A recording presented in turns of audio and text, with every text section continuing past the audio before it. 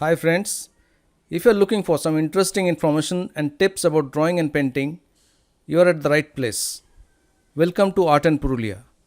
I am Turit Mato and today we'll learn how to draw or paint using oil pastels and water soluble pastels. In the last episode, we had seen that pastels in general are of three main types: soft pastels, the chalky type, oil pastels, and water soluble pastels. We also saw the aspects of soft pastels in detail. Today we'll see oil pastels and water soluble pastels. Let's see oil pastels first. And to start with, let's see the materials you'll require for oil pastel painting. Pastels. The oil pastels have oil and wax as binders and do not crumble, smudge, or release dust. What's more, they don't require fixing. But since they never completely dry, special care needs to be taken to protect completed work. They are dissolvable in solvents to create washes of color and lend themselves to vigorous work, layering with washes and scraping back. There is another variety which has just wax as binder and are popularly known as wax crayons. There is another variety of wax crayons known as plastic crayons which have polypropylene and polyethylene in them, which are raw materials of plastic. These are a bit hard and difficult for covering large area, though they are good for initial outline and finer details. These are considered safer for children. In the beginning, a student grade set will do. You can go for a set of 12 or 24 or even more, whichever you can afford. If you want to try out first, go for a set of 12, and if you like the medium, you can upgrade. You can buy some hard pastels also for details. Paper. You can select pastel paper, watercolor paper, sandboard or canvas. A smooth paper will not properly stick to your pastels. For lighter sketch-like drawings, a paper with 90 GSM thickness will do. But if you want to create something with a bolder palette, choose papers with 160 GSM or more thickness. Do not use papers that contain acids, as they will lead to color shifting and brittleness. Use paper colors similar to your pastel colors to create a unifying, harmonious vibe. For example, choose a light green pastel paper for a nature setting with lots of green shades. To experiment with different moods and atmospheres, select paper colors that contrast with your pastel colors. For example, if you are drawing a blue lake with a black night sky, choose a purple paper for a melancholy effect. A hard bristle painting brush to blend and remove some excess layer of oil pastels if required. Clear turpentine oil. If you want to give an even wash, turpentine mixes with oil and generates an oil painting look. A knife or some sharp object for scratching on the applied surface for graffito effect. A kneadable eraser in case you want to erase, but better avoided. Now let's see the techniques. In addition to the techniques of soft pastels, like mark making using lines, hatching, cross hatching, blending, layering, graffito, and so on, you will be able to lay a wash using turpentine oil or a mix of linseed oil and turpentine, or even liquin, which are used for oil painting. This is why some people consider oil pastels as an easier alternative to oil painting. The performance of oil pastels is altered by temperature. They become softer and more fluid as they warm up. Now let's see the steps of painting. Start with an easy subject like a dog, a house, a lake, or a simple object like an apple. Begin with images that contain just 1 to 3 colors. With these colors, you can create different shades, so you will have plenty to work with. We'll see the steps through painting a landscape. Sketch a light outline on the paper with a hard pastel. Select a lighter color and gently draw your outline by applying a small amount of pressure. You may practice on a rough paper first. Next, work from the background to the foreground. When working with pastels, it is better to work from the background to the nearest object. Using this principle, you are always drawing objects over the background, which creates distance and realism automatically. Use thick layers of pastel for your background layers by applying a modest amount of pressure as you color them. If you plan to draw over these layers, use a lighter amount of pressure. Stick to harder pastels for backgrounds and bottom layers. For the foreground and additional layers, use softer pastels. Draw a rough underpainting of the main objects with the primary color. An important part of drawing with pastels is the base layer. Always apply a generous amount of pressure when creating your base layer. Save the extreme colors for later.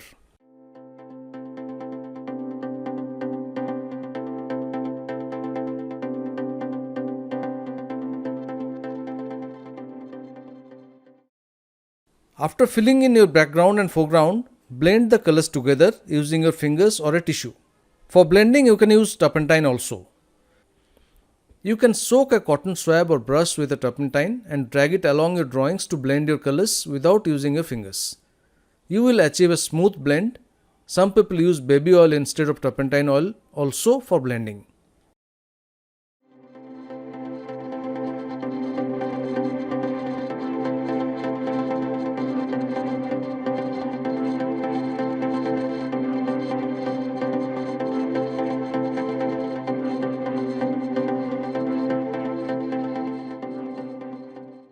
Smudge the primary color into the outline using a blending tool for a more seamless transition. Add additional colors to your drawing as the second layers. Start adding more details and colors to your object. Use less pressure for these layers.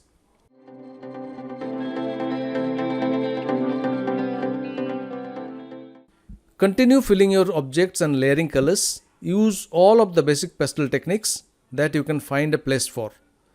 Do not add too many colors too fast. This can muddy them. Practice restraint, and if something looks good, do not add anything else. Use softer pastels when adding layers to make blending easier. Stick to harder pastels when you are working with finer details.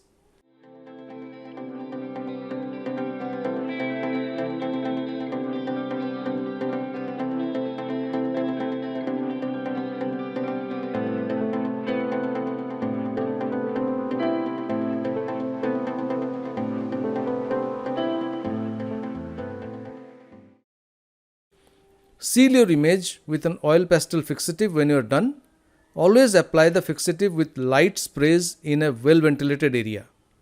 Oil pastels do not require fixing as such, but as the oil in their makeup doesn't dry, unlike oil paints, the pigment can still be rubbed off or smudged once you are finished. You can also protect the surface of a finished drawing with sheets of acid-free tracing paper.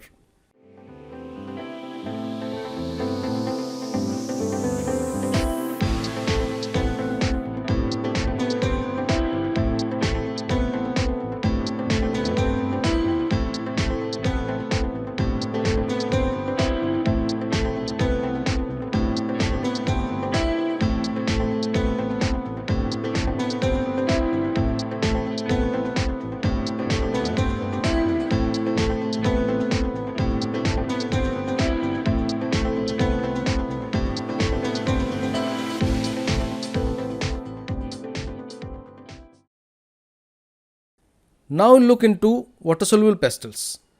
Water-soluble pastels can be non-oily variety and oil variety. That is, oil pastel which are water-soluble. Both have difference in effects. The non-oily variety has pure watercolor painting look, whereas the water-soluble oil pastels produce a look akin to oil paintings. The materials you require to work with water-soluble pastels are pastels, paper, a few watercolor brushes, and a jar of water.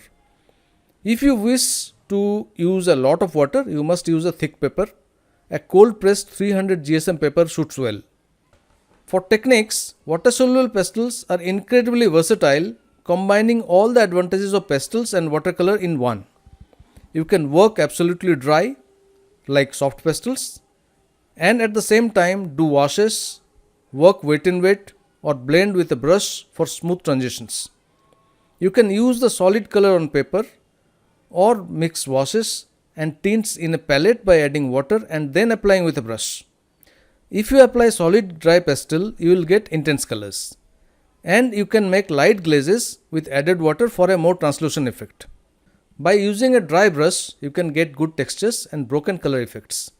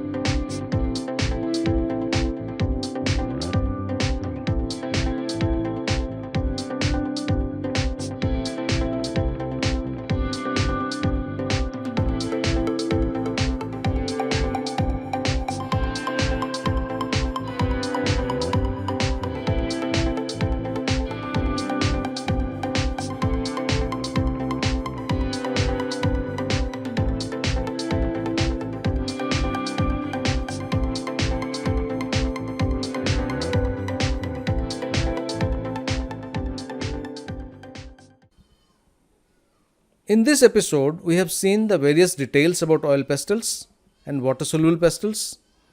Hope this will help sorting out some confusions on which pastel is better for you. This is the last video of this series, Drawing for Absolute Beginners as of now.